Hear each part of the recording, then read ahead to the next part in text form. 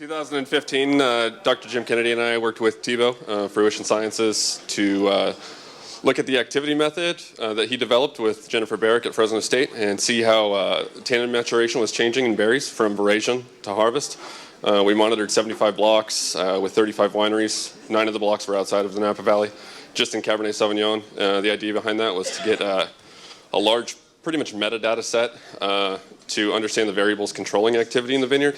So after the PCA from 2015, what we did is we developed a vineyard protocol to try to manipulate some of the variables that we saw in 2015 and 2016.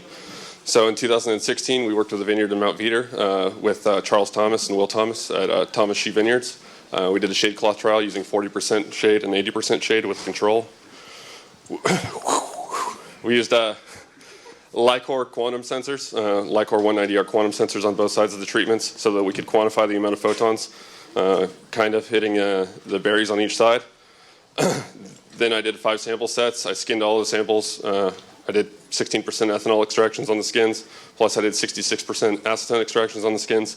Then I compared them using activity, so I got thermodynamics of the skins. I got fluoroglucinolysis done, so I got subunit and concentration of the skins.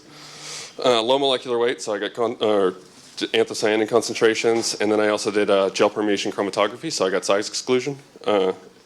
And then after that, I can't really talk about the data because I have 3 minutes, 2, 1. But so what we can say is that the 80% shade cloth for this year had significant differences on the activity of that.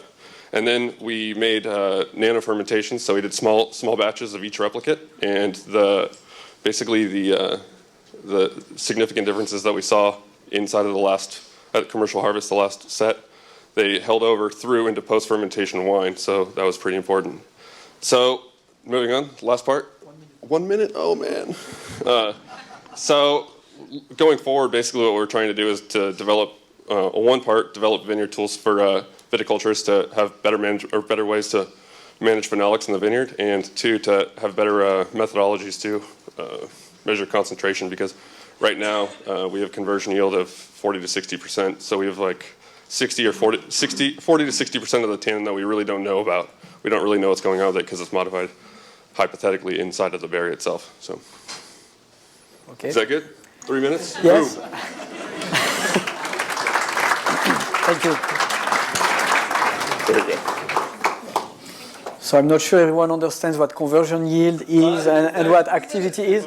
Yeah, but that's life, and you will have to really sum it down. But it's interesting because you see through the physical measurements of the grapes and how much color they get, you access the sensorial properties. The second talk, can you please put the screen?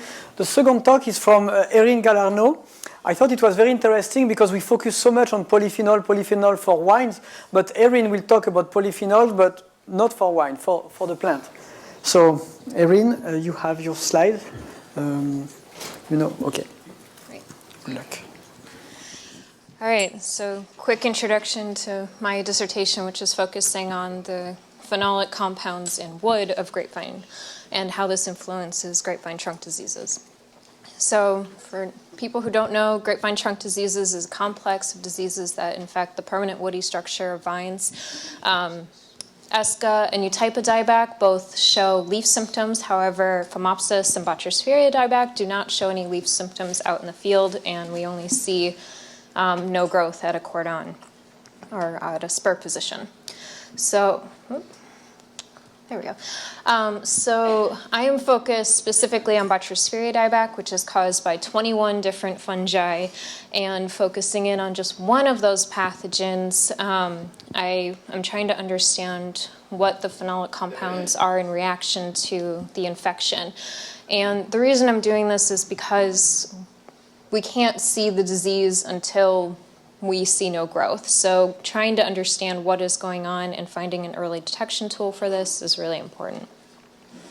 So we've talked a lot about our phenolic compounds, so I'm not going to really go into details, but to sum up, phenolic compounds have a lot of antifungal and anti-inflammatory properties in wood.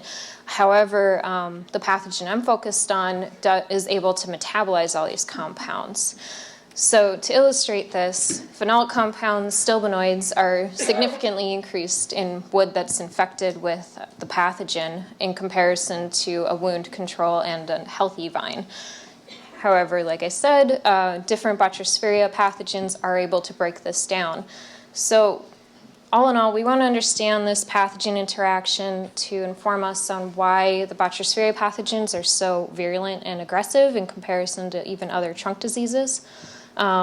Hopefully understanding metabolism will allow us to have targeted fungicide chemistries in the future, and also maybe utilize some of these changes to understand, gain an early detection tool, which is a focus of Dr. Baumgartner's work. And overall, we just want to understand the impact of these diseases on the health of the vine and how this might be influencing the end goal, which is the grapes. Thank you. We have time for one question, maybe. It was very synthetic. Is there any question? Okay, well, thank you, Erin.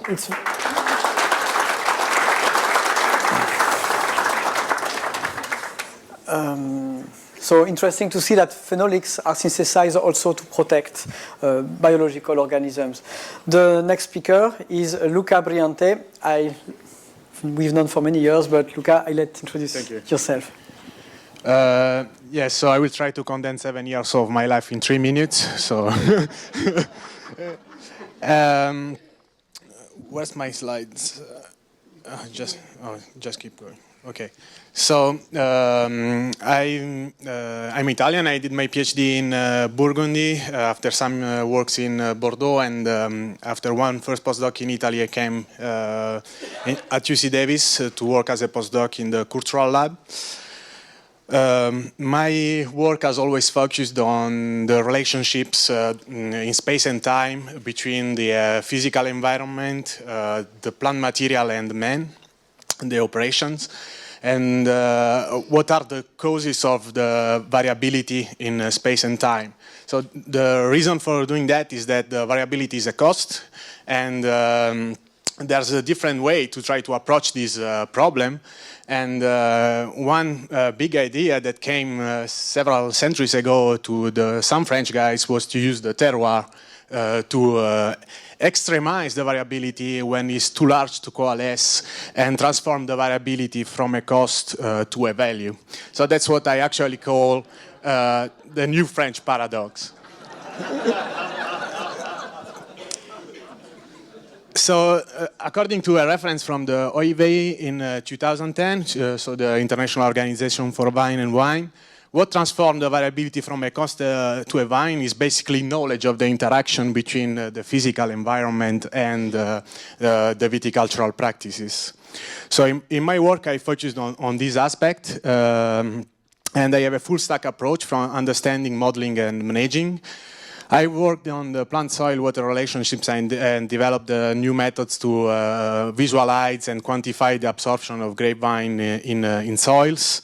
I was working on modeling the water relationships in the Burgundy terroirs, and I've done some work on the management of the drought using kaolin and pinolane. And the reason why I focused on water is because it's one of the main drivers of the terroir effect across sorry,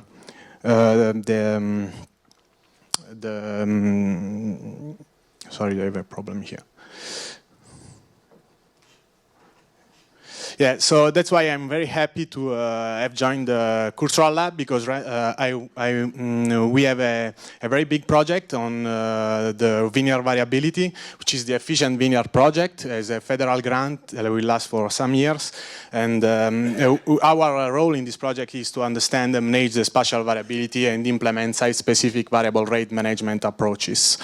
So in conclusion, just some of my publications are the only ones that are in open access, so they are free to check. Otherwise, I will be presenting in a longer talk at Sonoma, which is a field where is a place where we have actually worked this summer, this growing season. So you can see some of my first Californian results. Thank you for your attention.